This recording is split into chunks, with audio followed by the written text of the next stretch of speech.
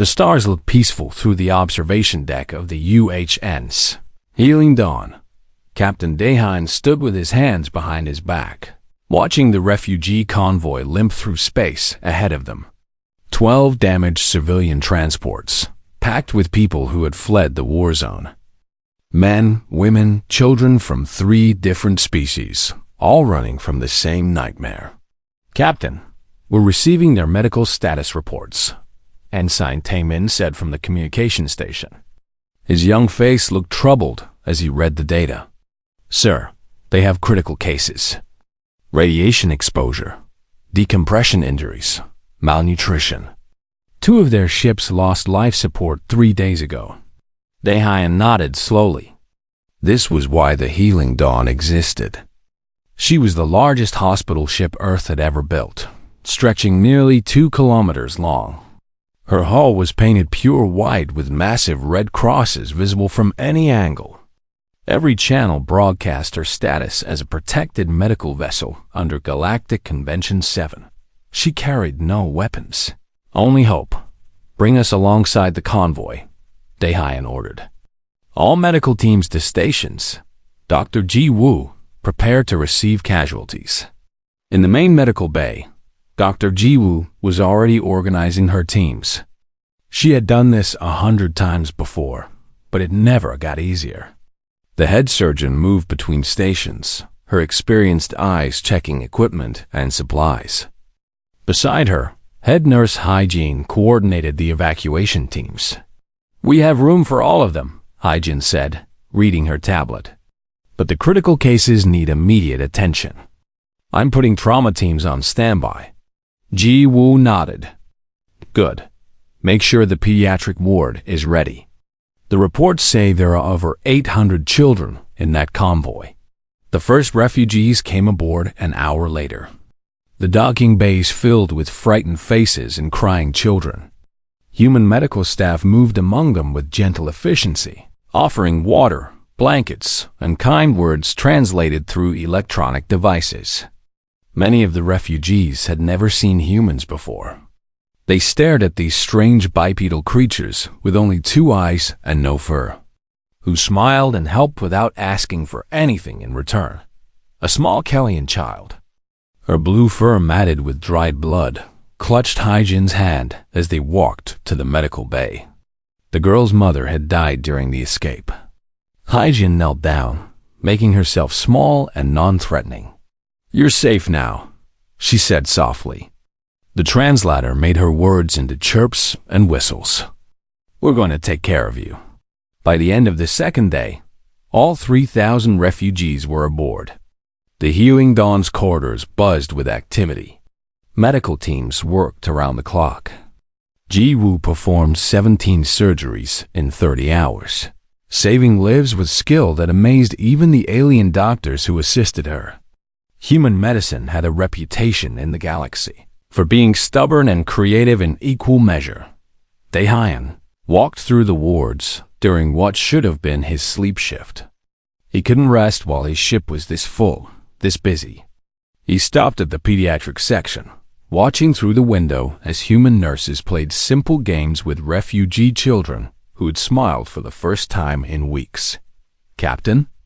Taemin's voice came through his communicator, tight with tension. "We have contacts on long-range sensors. Multiple ships, military configuration." Daehan's stomach dropped. He ran to the bridge, knowing what was coming before he arrived. On the main display, 6 warships emerged from faster-than-light travel. Their designs were sharp, aggressive, built for killing. Vrax coalition vessels. "Open all channels," Daehan commanded. "Broadcast our status on every frequency." Taemin's fingers flew across his console. "Broadcasting now, sir. Medical vessel, protected status, civilian passengers. All standard protocols." The response came quickly.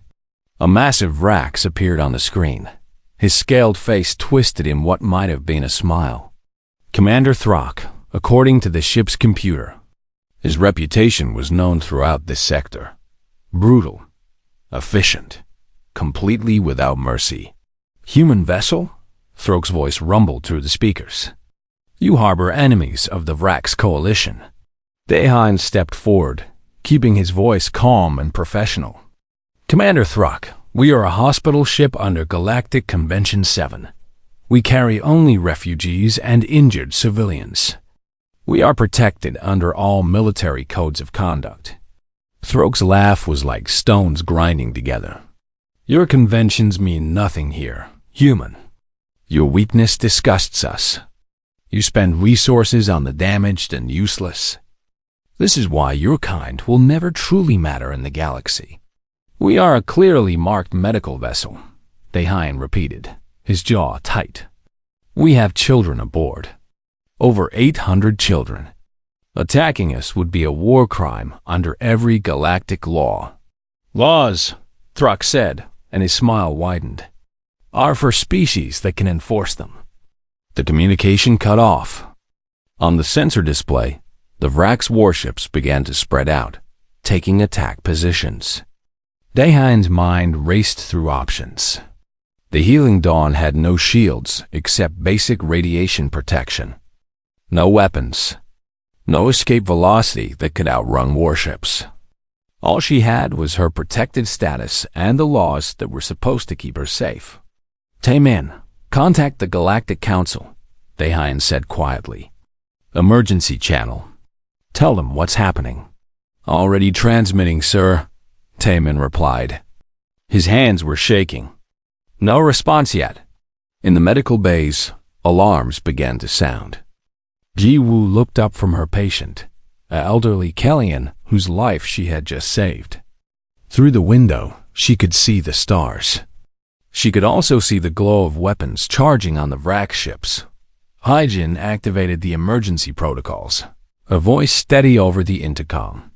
All staff, prepare for possible evacuation. Get the children to the escape pods first.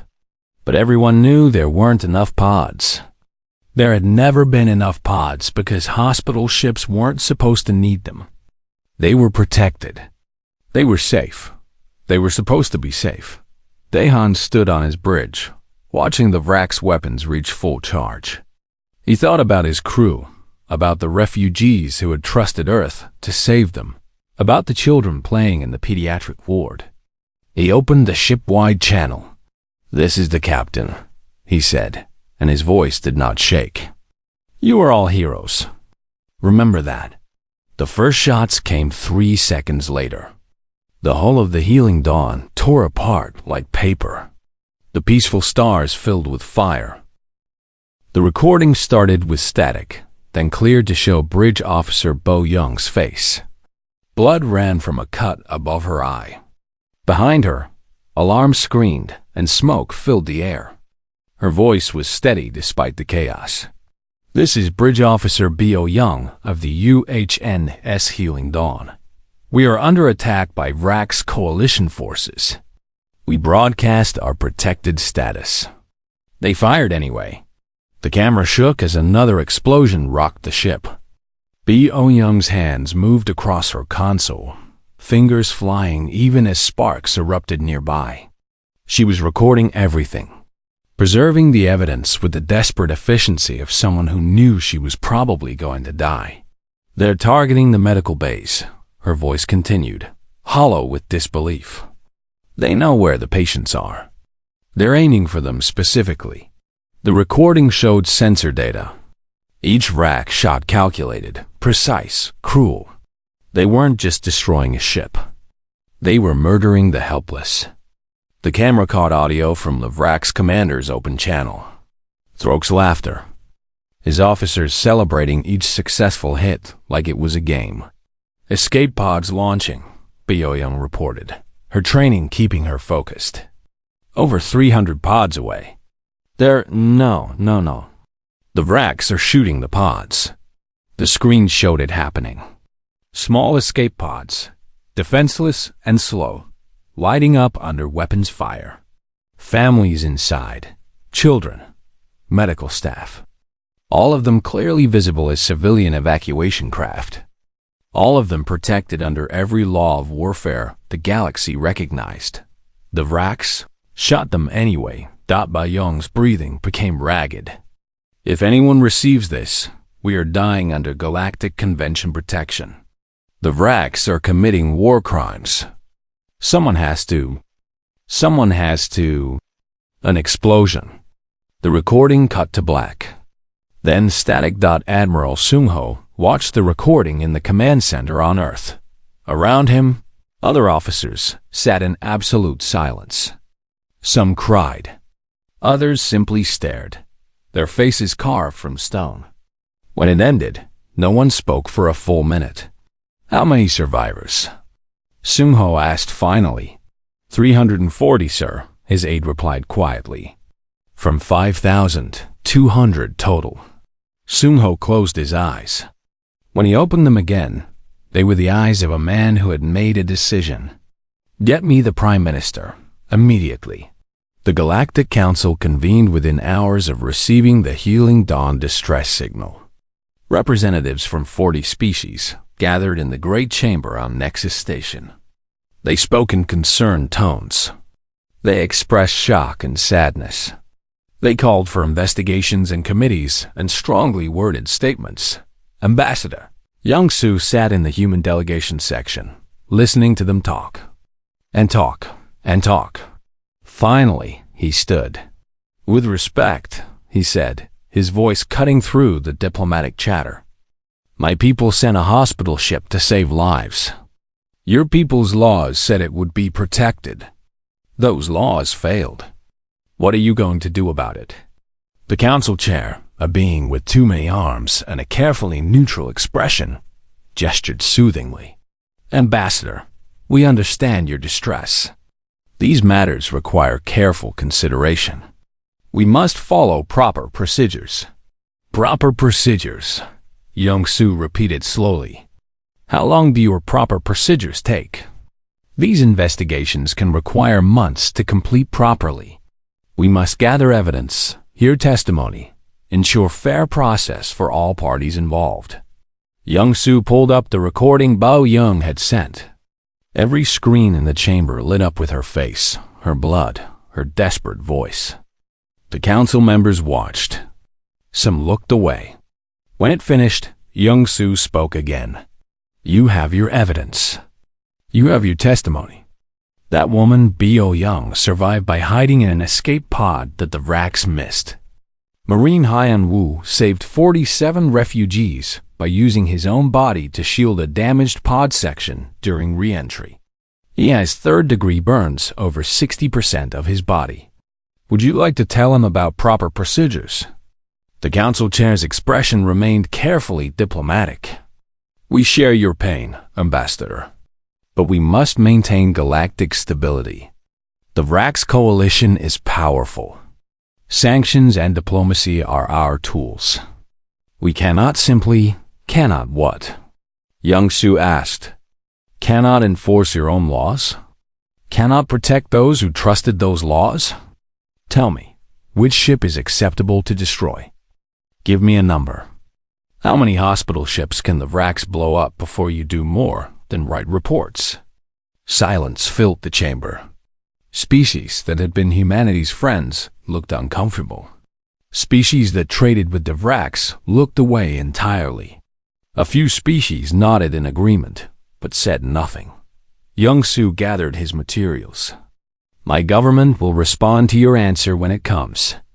If it comes. On Earth, Prime Minister Min-ji sat in a secure conference room. Before her were the heads of every military branch, the intelligence services, and her closest advisors. She had watched the Bo Young recording exactly once. Once was enough. Admiral Sung-ho, she said quietly.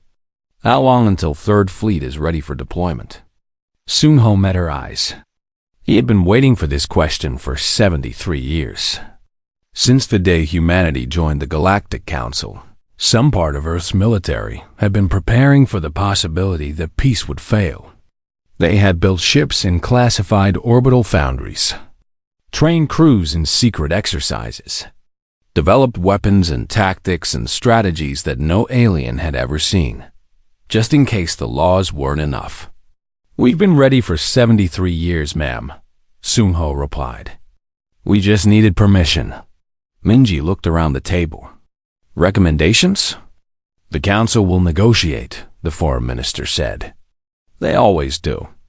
It might take months, but they'll impose some sanctions, maybe trade restrictions. And the Vraks will pay a fine, Minji said flatly. Perhaps restrict their military by 10%. Issue an apology they don't mean. And in 5 years, they'll do it again to someone else. Is that acceptable? No one answered. Minji stood. She was a small woman, barely over 160 centimeters tall. But when she spoke, her voice filled the room. For 73 years, we have been the galaxy's mediators. The peaceful ones. The reasonable ones. We followed their laws. We trusted their systems. We sent a hospital ship painted white with red crosses because we believed those symbols meant something. She pulled up images of the healing dawn before the attack. The beautiful ship, gleaming in space. Then she pulled up images of the debris field, of the bodies recovered, of the children who would never grow up. They killed our people for showing mercy, Minji continued. They laughed while doing it. The council calls for patience and procedure. I call for justice. Admiral Sung-ho, you have your permission. Third Fleet deploys immediately. Rules of engagement, ma'am? Sung-ho asked. The Galactic Conventions, Minji replied. We follow every law they couldn't be bothered to enforce. We protect civilians. We avoid unnecessary destruction. We treat prisoners with dignity. And we hunt down every single person responsible for the Healing Dawn massacre. We show the galaxy what happens when you mistake human kindness for human weakness. Sung-ho saluted. Yes, ma'am. One more thing, Minji said as he turned to leave. Record everything. Every battle, every decision, every action. The galaxy thought they knew us. They were wrong. Make sure they understand exactly who we are. Within 6 hours, Third Fleet broke orbit from Earth's moon. 50 warships, each one built in secret. Each one crewed by people who had volunteered for a mission they hoped would never come. At their head flew Admiral Sung-ho's flagship, the Righteous Fury. The peaceful days were over. Terra had given the galaxy 73 years to enforce its own laws. Now Earth would show them how it was done. The Vraks patrol detected Third Fleet when it was still 2 light years out from their space. 5 Vraks warships moved to intercept, confident and relaxed. These were humans, after all. The peaceful species. The ones who talked and negotiated and compromised. The ones who sent hospital ships instead of battleships. The Vraks commander broadcast a warning, expecting the humans to stop and request permission to enter Vrak space. Instead, Admiral Sung-ho sent a simple response. You attacked a protected medical vessel. You murdered civilians under Galactic Convention protection. We are coming for those responsible. Stay out of our way or share their fate. The Vrak's commander laughed and ordered his ships to attack formation. He stopped laughing 11 minutes later when his fleet ceased to exist. Human ships moved like nothing the Vraks had seen before. They didn't follow standard engagement patterns. They fought like they were angry, like every shot mattered, like they had spent decades studying Vraks tactics and developing counters for each one. Their weapons punched through Vrak shields that had held against every other species. Their armor absorbed hits that should have crippled them. But more than the technology, it was the attitude. Human crews fought with cold, focused fury. No wasted shots. No hesitation. No mercy for those who had shown none. 5 Vraks warships became debris in 11 minutes.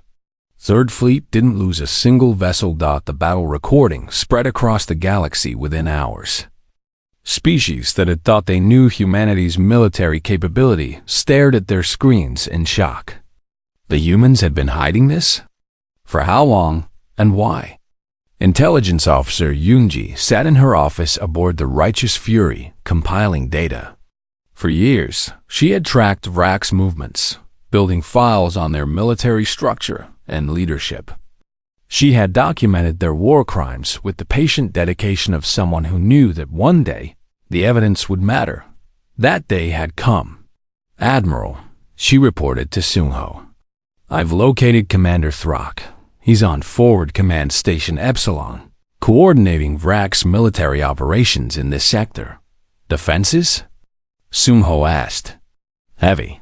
The station has 20 warships assigned to its protection, plus the station's own weapons. It's designed to withstand siege for months." Sung-ho studied the data. "Commander Soo-jin, your assessment?" Commander Soo-jin was a small woman with a quiet voice and the deadliest military record in Earth's special operations history. She looked at the station layout with the focused attention of a surgeon examining a patient. "We can take it," she said simply. "Give me 40 operators and Chanwoo's fighter wing for support. We'll extract Thrak and any officers involved in the Healing Dawn attack alive," Sung-ho emphasized. "We're not executioners. We're law enforcement. They get trials." Soo-jin nodded. "Understood, sir." The attack on Forward Command Station Epsilon happened 3 days later. Chanwoo led 12 experimental fighters in first, small craft that moved so fast the Vrak's defense systems could barely track them. They weren't there to destroy, just to create chaos. And they were very good at their job. While the Vrak's fleet scrambled to engage the fighters, Soo-jin's team slipped through on stealth insertion pods. They breached the station in 4 locations simultaneously, moving through the corridors like shadows. Vrak's security forces found themselves facing humans who had trained for this their entire careers, who had studied every Vrak's tactical manual, who knew the station layout better than the defenders did. The operation took 47 minutes. When it ended, Commander Thrak sat in restraints aboard a human transport, screaming threats and promises of revenge. Beside him sat 11 of his officers, all of them documented as participants in the Healing Dawn massacre. Soo-jin had also recovered the station's complete military database. "Mission complete," she reported to Sung-ho. "All targets secured. Minimal casualties." The Vrak's database contains evidence of 73 separate war crimes over the past decade. Sung-ho allowed himself a small smile. "Good work, Commander. Bring them home." But Third Fleet wasn't done. As they moved deeper into Vrak space, they didn't just fight. They liberated. Vrak's conquered worlds watched in amazement as human ships appeared in orbit and broadcast simple messages. "We are the Third Fleet of Earth. The Vraks have violated galactic law. We are here to restore it. Any civilians who wish to evacuate to safe zones will be protected. Any Vrak's forces that surrender will be treated according to galactic conventions. Any who resist will be removed." On a dozen worlds, slaves and conquered populations rose up when they realized the humans weren't leaving. Earth's forces supported them with medical aid, supplies, and tactical assistance. But they didn't conquer. They didn't occupy. They enforced. General Jae-sung commanded the ground forces, and he ran operations with the same principle Admiral Sung-ho used in space. Minimum force necessary. Protect civilians. Follow the laws. Prove that Earth wasn't becoming what the Vraks were. On the mining world of Kelta 7, Vrak's overseers had worked conquered Kellians to death for 20 years. When Earth's forces arrived, the Vrak's commander barricaded himself with hostages, thinking the humans would negotiate. Jae-sung's response was direct. "You have 30 minutes to release the hostages and surrender. After that, we come in. Your choice is whether we bring you out in restraints or in bags." The Vrak's commander released the hostages in 23 minutes. Back on Earth, war correspondent Mi-sun documented everything. She broadcast from the liberated worlds, showing the galaxy what was actually happening. She interviewed refugees who had been saved, former slaves who were free, children who could smile again. Her reports spread across every news network. The Galactic Council watched in growing panic. This wasn't supposed to happen. Wars were supposed to be about territory and resources and political maneuvering. They weren't supposed to be about justice. They especially weren't supposed to be won this quickly. Ambassador Young-Soo stood before the council again as they demanded Earth cease operations immediately. "You're destabilizing the entire sector," the council chair protested. "The Vrax coalition is in chaos. Trade routes are disrupted. This is exactly the kind of conflict we seek to prevent." Young-Soo pulled up Misun's latest report. It showed Kellyan children on Kelta 7, playing in the sun for the first time in their lives. Free. "You're right," Young-Soo said quietly. "This is conflict, war, violence, all the things the council exists to prevent. But you know what caused it. You did. When you wrote laws you wouldn't enforce. When you decided some species were too important to punish.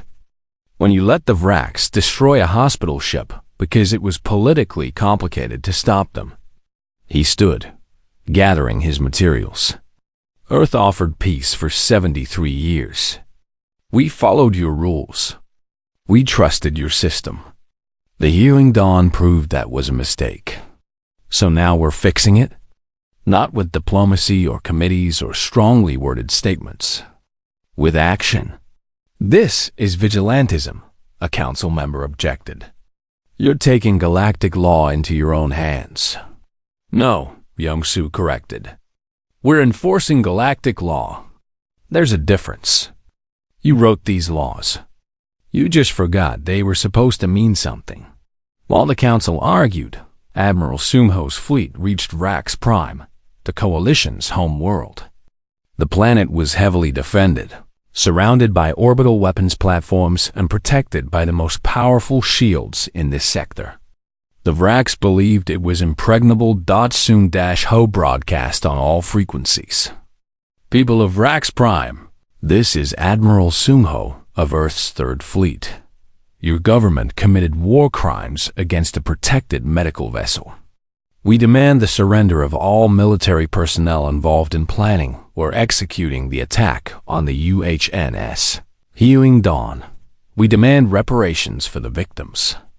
We demand your military be reduced to defensive forces only. You have 48 hours to comply." The Vrax High Command refused. They activated their planetary shields and prepared for siege. They had supplies for months. Time to call in their allies. Time to negotiate. They had 37 seconds before they learned what humans could do when they were done asking. Nicely. Chan Wu's experimental fighter wing punched through the impregnable shields like they weren't there, using technology the Vrax had never imagined existed. They didn't destroy anything, didn't harm anyone, just flew through the shields, circled the Capitol building, and returned to the fleet. The message was clear. "We could destroy you. We're choosing not to. Don't make us change our minds." The Vrax High Command surrendered in 41 minutes. The trials began 4 weeks after the surrender. The Galactic Council wanted to handle them quietly, in closed chambers with diplomatic immunity and negotiated sentences. Ambassador Young-Soo had other ideas. "Open court," he insisted. "Public proceedings. Every species gets to watch. The victims get to testify. This happens in the light, or it doesn't happen at all." The council chair tried to argue. "Ambassador, these are delicate matters. Classified information may be involved. National security concerns. We must consider the political ramifications." Young-Soo placed a data chip on the table between them. "This contains evidence Intelligence Officer Yoonji, compiled from the Vrax military database. 73 documented war crimes over 10 years. Attacks on civilian targets. Slave operations. Medical experiments on prisoners. And it shows which council species knew about it and did nothing. Which species profited from it. Which species helped hide it? The council chair's skin changed color slightly. You wouldn't. Try me, Young Su replied. Open trials, or Earth releases everything to every news network in the galaxy. Your choice. The trials opened 3 days later in the Grand Hall of Justice on Nexus Station. Every major news organization sent reporters. Billions watched across the galaxy as Commander Throck and his officers were led into the courtroom in restraints. Presiding judge was a Kellyan elder named Rinkeo, chosen because her species had suffered under Vrax occupation. Earth insisted on this. The judges couldn't be from species with political ties to either Earth or the Vrax. They had to be people who understood what justice meant. The prosecution called its first witness. Bridge officer Bayo Young walked to the stand, her movements still stiff from her injuries. The courtroom fell silent as she described the attack. We broadcast our protected status on all frequencies, she testified. Captain Dehayan made it clear we were a hospital ship. We had over 3,000 civilians aboard, including 800 children. Commander Throck acknowledged our transmission. Then he ordered the attack anyway. The defense attorney, a hired Vrax lawyer, tried to argue military necessity. The refugees aboard your ship were fleeing justice. The Vrax had every right to pursue them. But Oh Young's eyes went cold. They were children, families, injured civilians. Even if your laws allow pursuit, they don't allow targeting medical facilities. They don't allow shooting escape pods. Commander Throck's forces did both. I have the recordings. The recordings played on every screen. The galaxy watched Throck laugh as the healing dawn died. Watched Vrax weapons lock onto escape pods full of children. Watched it all happen with the cold efficiency of planned murder. When it finished, B.O. Young spoke again. I watched my crewmates die trying to save those refugees. Nurse Haijin stayed at her post, evacuating children until the ship tore apart around her. Dr. Ji Woo died performing surgery, trying to save one more life. Captain Dehayan went down with his ship because he wouldn't leave while people still needed help. They died doing their jobs, following the laws, trusting the protections they were promised. She looked directly at Throck. Tell me those children deserve to die. Say it. Explain to the galaxy why murdering them was acceptable. Throck said nothing. For the first time since his capture, the Vrax commander had no response. The trial continued for 2 weeks. Witness after witness testified. The survivors, the families of the dead, experts on galactic law, even former Vrax officers who had refused to participate in the attack and been punished for it. War. Correspondent Misun broadcast every moment. Her reports showed not just the legal proceedings, but the reactions across the galaxy. Species that had stayed quiet during the Vrax expansion now spoke up. Victims who had been afraid to testify found courage. The trial became more than just a judgment on Throck. It became a judgment on the entire system that had allowed him to operate. Ambassador Young Su gave his statement to the court on the trial's final day. He brought someone with him, a small Kellyan girl, the same one Nurse Haijin had comforted before she died. This is Rena, Young Su said. She's 9 years old. She watched her mother die in the refugee convoy. She survived the Healing Dawn attack because a human nurse used her own body to shield Rena's escape pod from weapons fire. That nurse, Haijin, died saving her. Rena is alive today because of human mercy. He turned to face Throck in the packed courtroom. The defense argues that the Vrax were following their own laws, their own military doctrine. They claim cultural differences. They say we can't judge them by our standards. I reject this completely, because this isn't about human law or Vrax law or the law of any single species. This is about the laws we all agreed to, the galactic conventions that every council species signed. Laws that say some targets are off limits. Some actions are unacceptable. Some lines cannot be crossed. Young Su picked up Rena, holding her gently. When you attack a hospital ship, you're not just killing people. You're killing the idea that mercy has meaning, that law has power, that we can be better than our worst impulses. The Healing Dawn crew believed in that idea. They died for it. 2,200 humans who thought the galaxy's laws would protect them while they saved lives. He set Rena down carefully. Commander Throck didn't just commit a crime. He tried to murder the concept of justice itself. And if we let him succeed, if we accept that some species are too powerful to punish, then every law we've written is meaningless. Every protection is a lie. And ships like the Healing Dawn should just stop existing because the compassion they represent has no place in a galaxy where might makes right.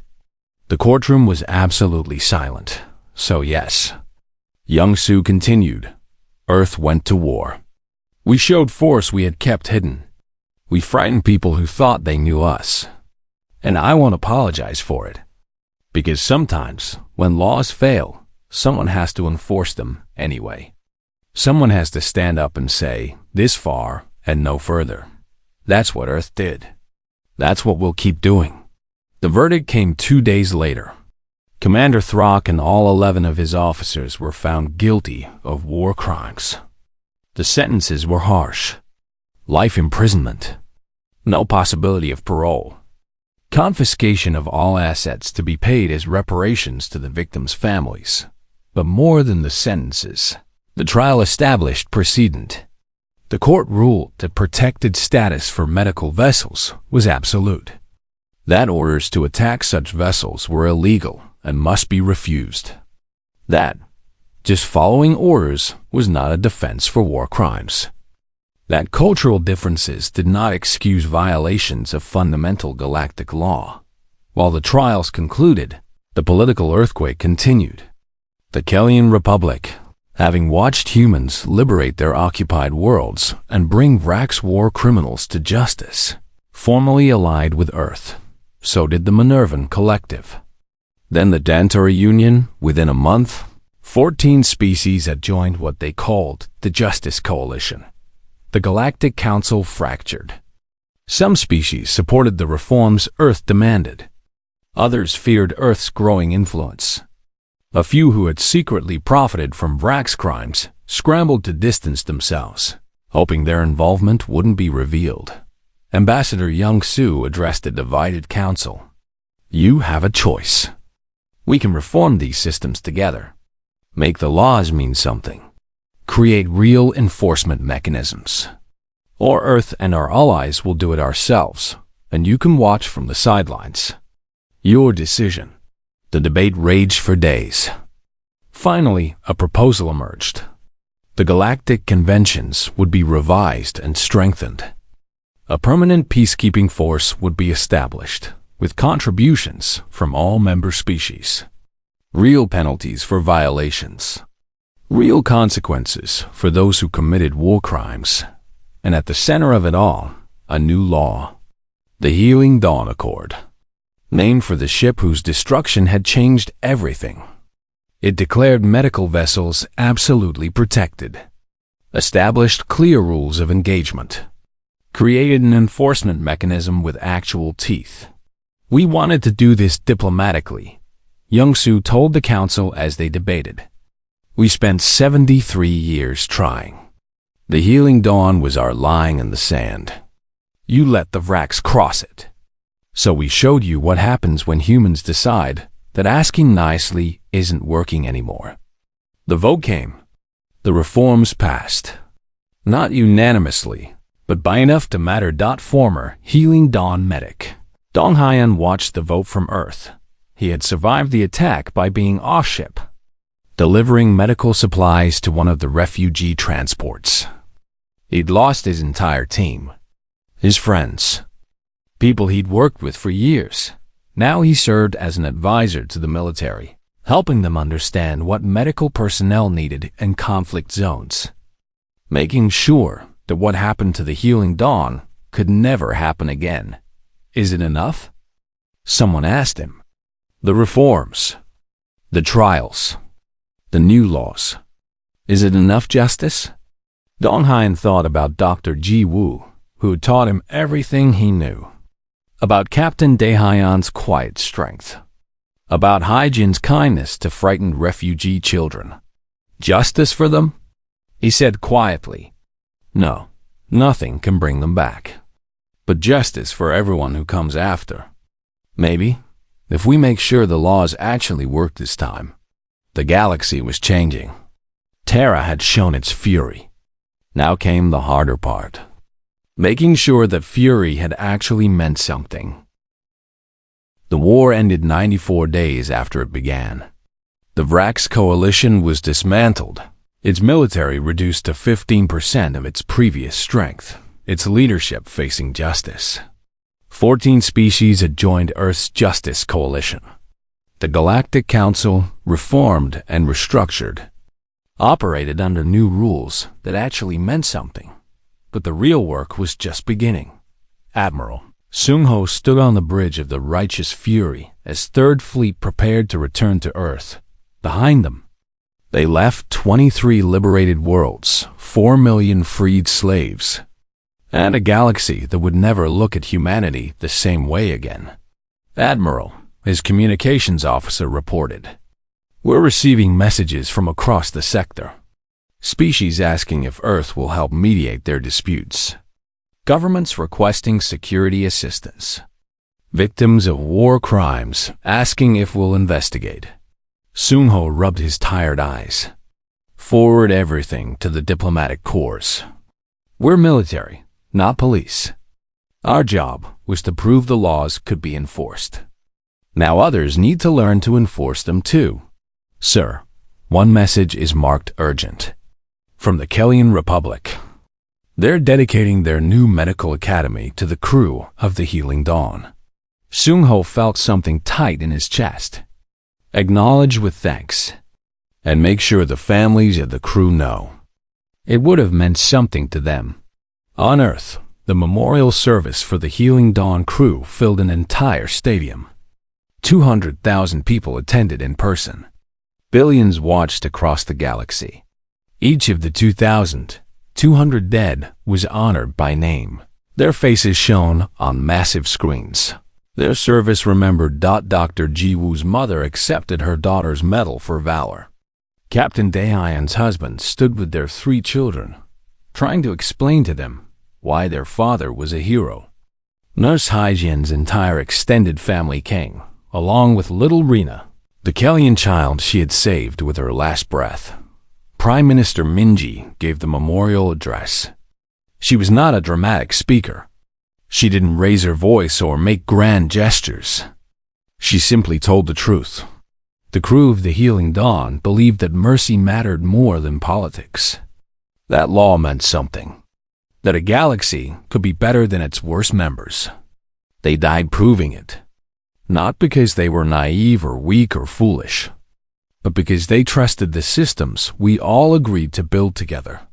She paused, looking out at the sea of faces. Those systems failed them. We failed them. The Galactic Council failed them. Every species that knew the Vrax were committing crimes and did nothing failed them.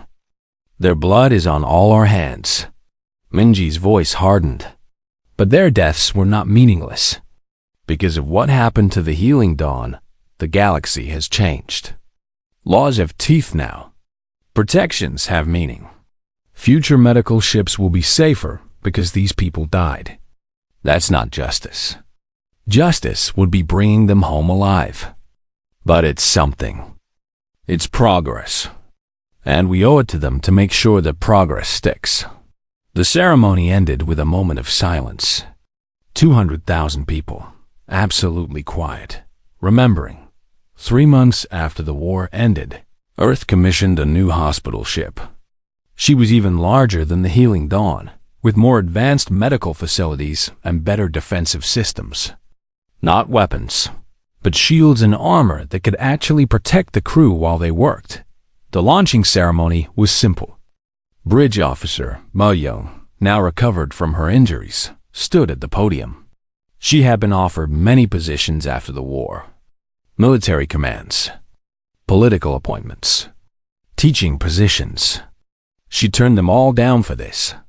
"I'm honored to introduce the newest vessel in Earth's medical fleet," she said, her voice carrying across the crowd. "She carry on the mission of the Healing Dawn, saving lives, showing mercy, proving that compassion isn't weakness." The massive ship behind her gleamed in the orbital lights. On her hull, beneath the medical insignia, were painted words in every galactic language. Protected by law, defended by conviction. Attack this ship, and Terra answers. "I present to you," Bugyan said, "the UHN's final straw." The name was deliberate. A reminder. A promise. A line drawn in stars that said some things would not be tolerated again. Bo Young took command 3 weeks later. Her crew was a mix of veterans from other medical ships and new recruits who had joined specifically to serve on the final straw.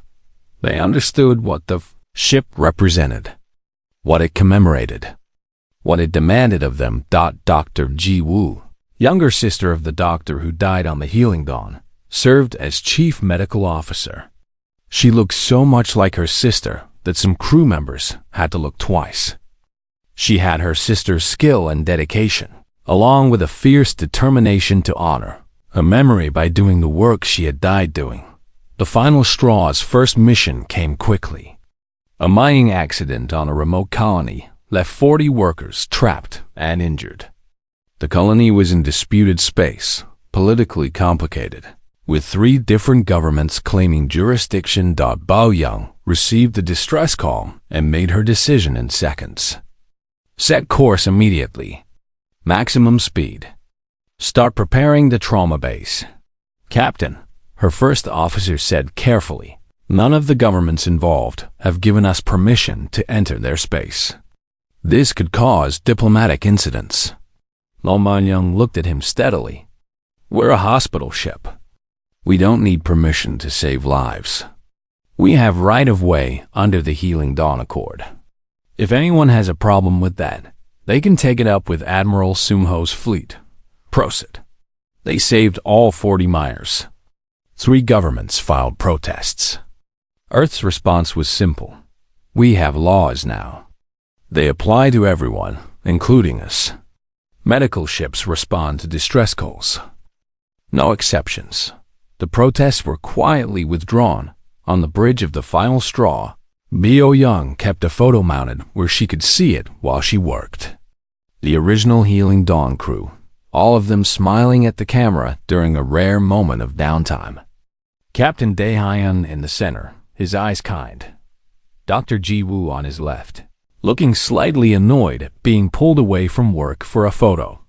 Nurse Hyjin on his right, mid-laugh at something someone had said. All of them dead now. All of them heroes. "We're still here," Bo Young whispered to the photo during a quiet moment. "Still saving lives. They didn't break us." Ambassador Young-soo gave his final report to the reformed Galactic Council 6 months after the war. The peacekeeping forces were operational, with contributions from 30 species including Earth. The new enforcement mechanisms were working. War crime investigations were proceeding. The Healing Dawn Accord was being followed. "The system isn't perfect," Young-soo told the council. "It never will be. But it's better. People trust it more. Medical ships fly safer routes. Refugees have real protections. War criminals face actual consequences. That's progress." A council member raised the question everyone was thinking. "And Earth's military? The forces you revealed during the war? What happens to them?" Young-soo smiled slightly. "Third Fleet remains operational, along with 4th, 5th, and 6th Fleets you didn't know about. They'll be assigned to the peacekeeping forces under joint command with other species. We're not hiding anymore. You've seen what we can do. You've seen that we'll use it when necessary, but only when necessary. We prefer peace. We spent 73 years proving that. We spent 94 days proving we could fight when peace failed. Now we'll spend however long it takes proving we meant what we said. The laws matter. All of them. For everyone? And if someone breaks them again? The council member asked. If another species attacks a protected vessel. Young Su's expression went cold. Then they'll learn what the Vrax learned. That there are some lines you don't cross. That mercy is a choice the strong make, not a weakness to exploit. That humanity kept the peace for 73 years, not because we had to, but because we wanted to. And that when you force us to choose between peace and justice, we'll choose justice every single time. Years passed. The galaxy adjusted to its new reality. The Justice Coalition grew. The peacekeeping forces proved effective. War crimes decreased sharply because perpetrators knew they would face consequences. The final straw and her sister ships flew their routes. Saving lives, showing mercy, protected now by laws that actually meant something, and a fleet that would enforce them if necessary. On the anniversary of the Healing Dawn massacre, memorial services were held across the galaxy, not just by humans, but by every species that understood what had been lost and what had been gained. Little Rena, the Kellian child saved by Nurse Hygien's sacrifice, was 12 now. She attended the memorial on Earth with her adoptive human family. She laid flowers at the monument that listed all the names of the dead, finding Hygien's name and tracing it with her fingers. I'm going to be a nurse, she told the monument. Like you. I'm going to help people like you helped me. And I promise I'll remember what you taught me. That mercy matters. That kindness isn't weakness. That some things are worth dying for. The galaxy had learned its lesson. Earth had been peaceful for 73 years. Patient, diplomatic, following every rule and hoping the systems would work. The healing. Dawn proved those systems had failed. But her destruction also proved something else. That humanity's patience had limits. That mercy had boundaries. That laws without enforcement were just words on paper. The Vrax thought they could kill 2,000 humans and face no consequences. They learned different. The whole galaxy learned different. Some called Earth's response excessive, aggressive, dangerous.